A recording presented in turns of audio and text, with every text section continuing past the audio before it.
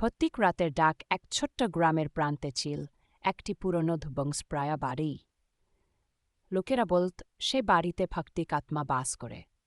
রাত হলে বাড়ি থেকে অদ্ভুত আওয়াজ ভেসে আসত, কখনো কান্না, কখনো হেসে ওঠার ভয়ঙ্কর শব্দ। কেউ সাহস করে সে বাড়ির ধারে কাছে যেত না। একদিন গ্রামের দুই বন্ধু, রাহুল আর সুমন, বাড়িটির রহস্য উদ্ঘাটনের জন্য রাতের বেলা সেখানে যাওয়ার সিদ্ধান্ত নিল। তাদের হাতে শুধু একটি টর্চলাইট আর একটি পুরনো লণ্ঠন ছিল। তারা মাঝরাতে বাড়িতে প্রবেশ করল। বাড়ির ভেতরে তুকতেই একটা ঠান্ডা হাওয়া তাদের গা ছমছম করে তুলল। ধুলোমাখা ফার্নিচার, ছাদের ঝুলন্ত জাল আর মরসার আবাস বাড়িটিকে আরও ভয়ানক করে তুলেছিল। হঠাৎ করেই সিঁড়ির ওপর থেকে একটা আওয়াজ এলো, কেমন কারো ভারী পদক্ষেপের মতো। কে ওখানে? রাহুল চিৎকার করল।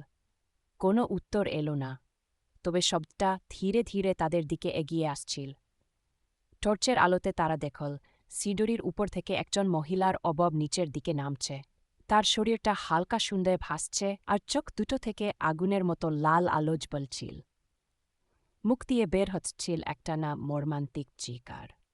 ভয়ে রাহুল আর সুমন এক জায়গায় স্থির হয়ে